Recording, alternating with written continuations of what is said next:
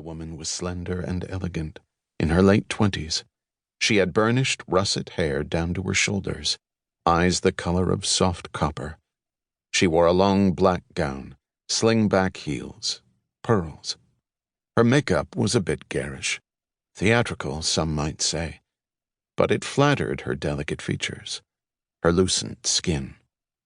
When Byrne stepped fully into the room, the woman looked his way, as if she had been expecting him, as if he might be a guest for Thanksgiving dinner, some discomfited cousin just in from Allentown or Ashtabula. But he was neither. He was there to arrest her. "Can you hear it?" the woman asked. Her voice was almost adolescent in its pitch and resonance. Byrne glanced at the crystal CD case resting on a small wooden easel atop the expensive stereo component. Chopin, Nocturne in G major. Then he looked more closely at the cello. There was fresh blood on the strings and fingerboard, as well as on the bow lying on the floor. Afterward, she had played. The woman closed her eyes. "Listen," she said. "The blue notes." Byrne listened. He has never forgotten the melody, the way it both lifted and shattered his heart. Moments later, the music stopped. Byrne waited for the last note to feather into silence. "I'm going to need you to stand up now, ma'am," he said. When the woman opened her eyes, Byrne felt something flicker in his chest.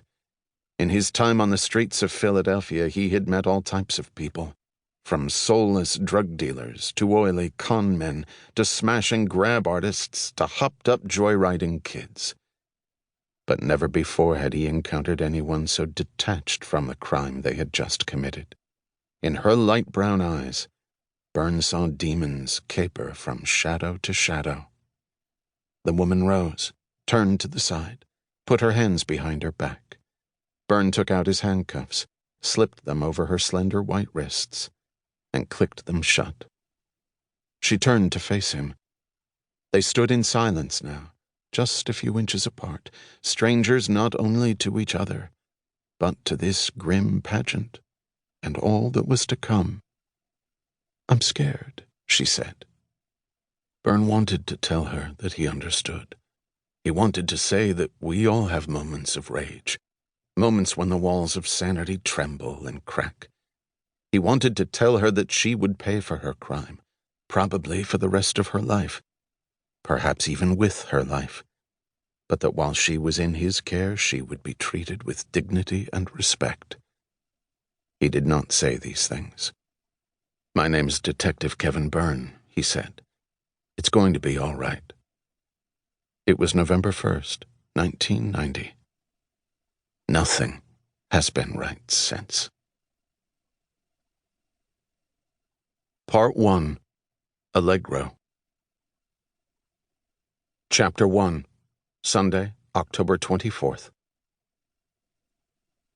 Can you hear it? Listen closely. There, beneath the clatter of the lane, beneath the ceaseless hum of man and machine, you will hear the sound of the slaughter, the screaming of peasants in the moment before death, the plea of an emperor with a sword at his throat. Can you hear it? Step onto hallowed ground, where madness has made the soil luxuriant with blood, and you will hear it. Nanjing, Thessaloniki, Warsaw. If you listen closely, you will realize it is always there, never fully silenced, not by prayer, by law, by time. The history of the world and its annals of crime is the slow, sepulchral music of the dead. There. Can you hear it? I hear it. I am the one who walks in shadow, ears tuned to the night.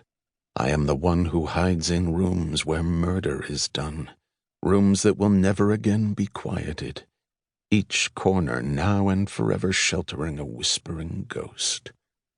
I hear fingernails scratching granite walls, the drip of blood onto scarred tile, the hiss of air drawn into a mortal chest wound.